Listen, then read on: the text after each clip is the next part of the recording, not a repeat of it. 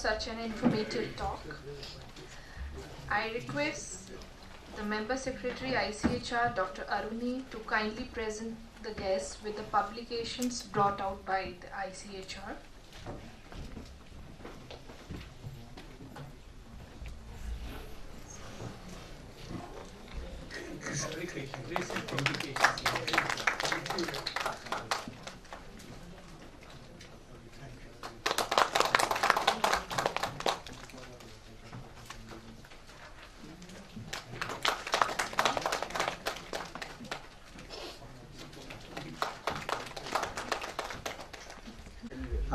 We have eminent archaeologist Agrawal sir and B.M. Pandey sir.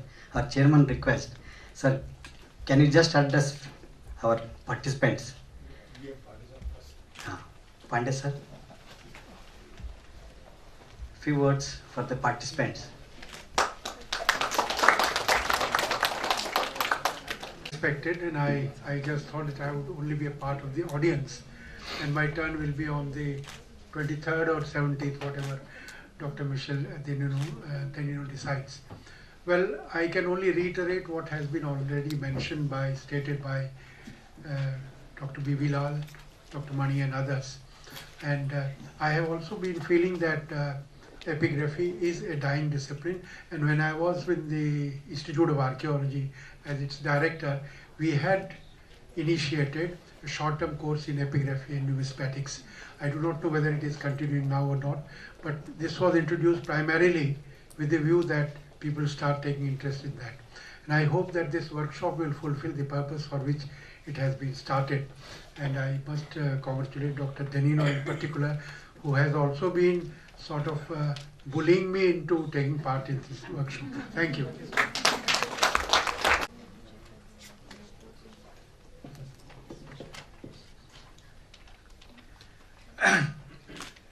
Respected Lal Sahab, Dikshit ji and Professor Rao and the dear friends. I don't know why I have been chosen to speak. See, I myself consider that I am still a student of epigraphy.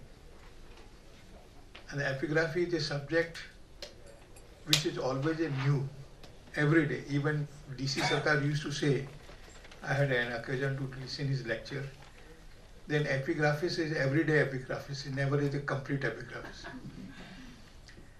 So the epigraphy is something which is much more interesting than the archaeology, much more difficult than the archaeology. Interesting in the sense that it gives you insight. It gives you insight and then it gives you joy. You know, I was reading a sketch of life of Sri James Prinsep when he discovered the Brahmi, and then he tallied with the Kharosri also. He was overjoyed.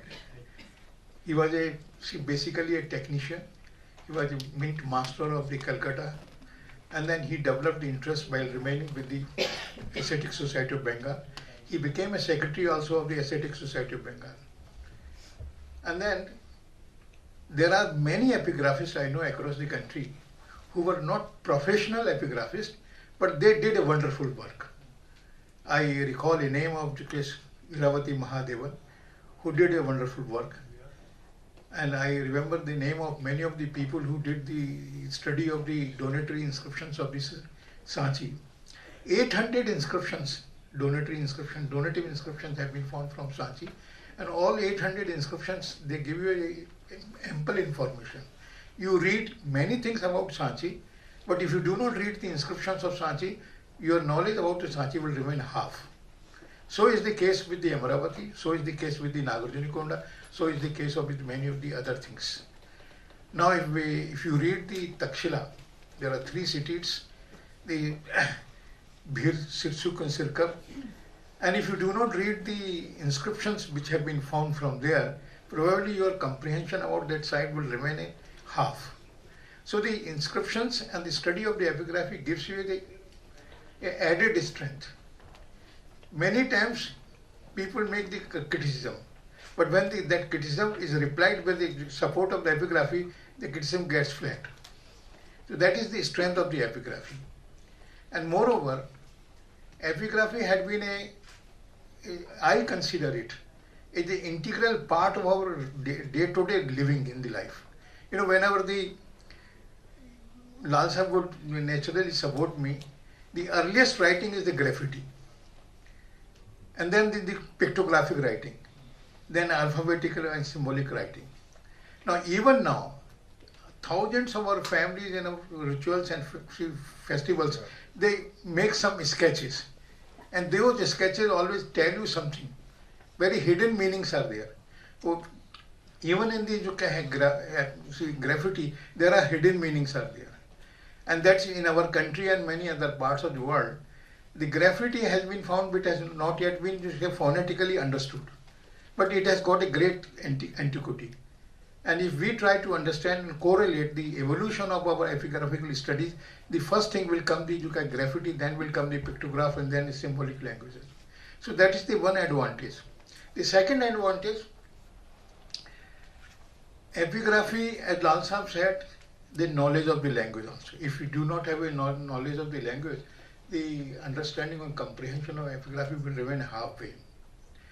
And I recall particularly one inscription of Kirari, which refers about the lifetime of the King Kharwel. There are two inscriptions in our country which gives you very large information. About the Kirari inscription, which is carved on a wooden pillar and is now preserved in the Nagpur Museum. That particular inscription gives you what should be the age of a crown prince, at what age he should be made a crown prince, and what are the duties of the crown prince. Secondly, when he should be coronated. Now that is the only one inscription in our country which gives you the idea that a person who becomes, or a prince becomes at the age of 25, he becomes eligible to become the king.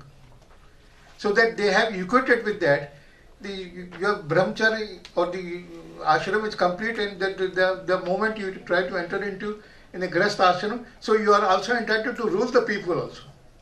So such kind of analogies have been provided in the inscription.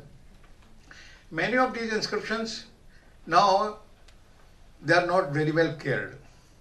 I had been to Nagpur Museum, and then I saw that a lot of dust is there. I requested the curator, kindly, if you do not have a money, I will donate some money, but kindly see that this inscription is preserved, so that our generation, young generation who are interested in the epigraphy, they get somehow infatuated with kind of a content which this inscription contain.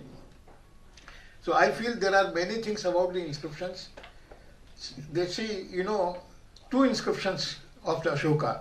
One is at Sanchi, the another is at Koshambi, where the Ashoka has issued a decree. See, the Ashoka realized that there is something wrong with the Sangha also. And he issued a decree that anybody who does anything wrong, he will be expelled from the Sangha. So these decrees are very, very important. It means during the lifetime of Ashoka himself, who was the promoter of the Sangha and Dharma, he realized that some disorder is also prevailing. So you see the disorder which is prevailing now in our epigraphy, if all of you take some initiative, I don't say that the government will make us the epigraphist, government will make us the director, government will make this with that way. Government is insensitive. I know these things. The government or those who are there in the government, they are insensitive. But you as a learner of the subject can become a sensitive. And when you become sensitive, you can initiate the interest to others also. See, there are many disciplines in the study circles that these disciplines are not very lucrative. So the epigraphy is also not very lucrative. So those subjects which are not lucrative, you take it granted, they are the real subjects. Well, this is my conviction. Your conviction may differ, but this is my conviction. That those subjects which are not lucrative, they don't generate money for you, they are the real subjects. Because there is something inherent hidden in them. So these are some of the things which are very, very important for us. And I wish to all of you that you have you inculcate, cultivate, develop some interest in the epigraphy, so that this dying subject, which is being felt by the seniors, this dying subject does not die its natural death. Thank you. request Dr. Aruni, Member Secretary ICHR, to kindly deliver the vote of thanks. To propose vote of thanks, I would like to say a word to participants of the workshop. So this is a general session where it is meant for inspiring the candidates and the participants for the long workshop, 21-day workshop, and it's going away from your home. I don't think this is necessary.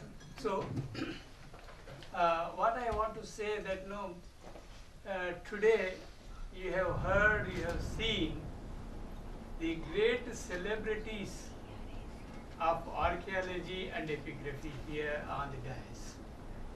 You might have heard their names, but now you are given the opportunity to see them. But similarly, because we will be speaking of celebrities in the film world, but these are the celebrities, real celebrities, as scholars in our archaeological world. So give them a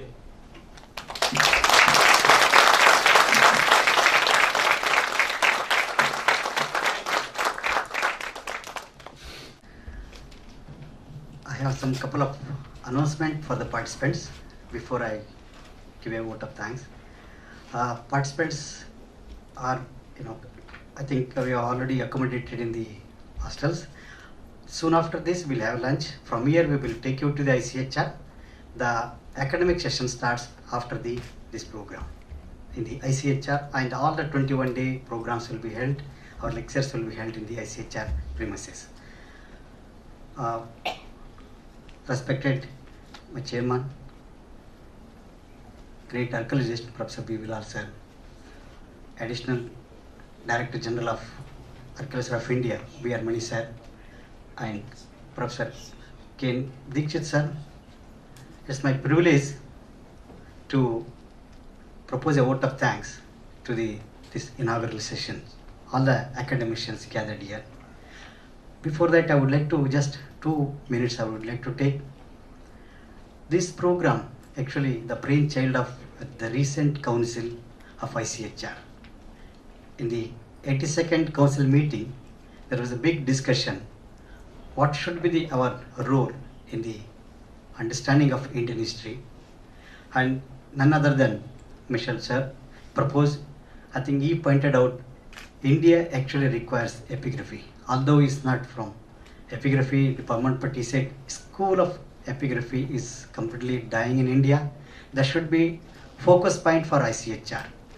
Unanimously, entire our council agreed upon and took a decision to hold a long kind of a not just workshop only delivering lecture. They should be trained for the students. Otherwise, this subject will die. We already died. We are going to see that it will be completely vanished from India. That is the question was posed, and council took a decision. Let us start this kind of program, having a 20 or 21 day, because we put it 21 day. There is particular aspect is there. 21-day workshop. Any workshop is organized for 21 day. It is recognized by UGC is equal to refresher course. The participants will gain the points, and whenever they go for the interview, this will be treated as an equal to refresher course. That was the idea, to have 21 day. So this is adding to the knowledge as well as their career.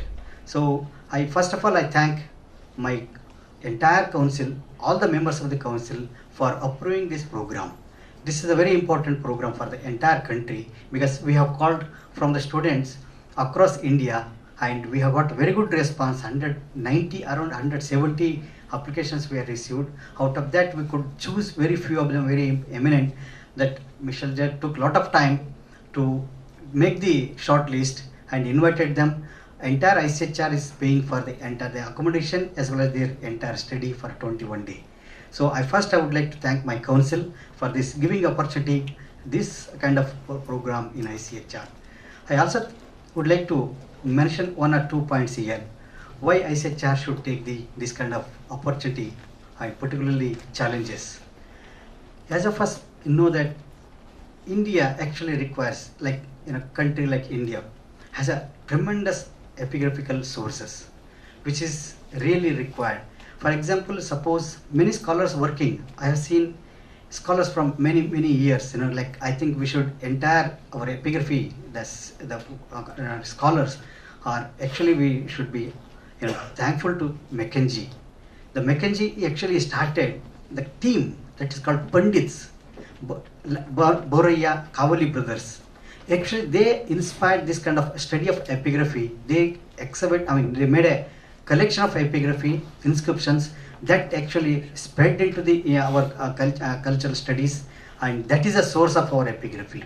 So I think from the beginning, from Mackenzie, already we have so many epigraphists we have. I would like to request the organizer, coordinator, after the completion we should have the epigraphist, the dictionary of epigraphist by the participants, so that they will know who are the actually contributed for the Indian epigraphy. Participants can be given one each epigraphist to study them, write their notes on the epigraphy, so that it can be published as a small booklet at the end of the program. So this is the work, actually entire work. I think I would like to tell that Michel Danino has worked on this, and he has made this program successful. Sir, thank you very much on behalf of ICHR Council for your efforts and for your cooperation.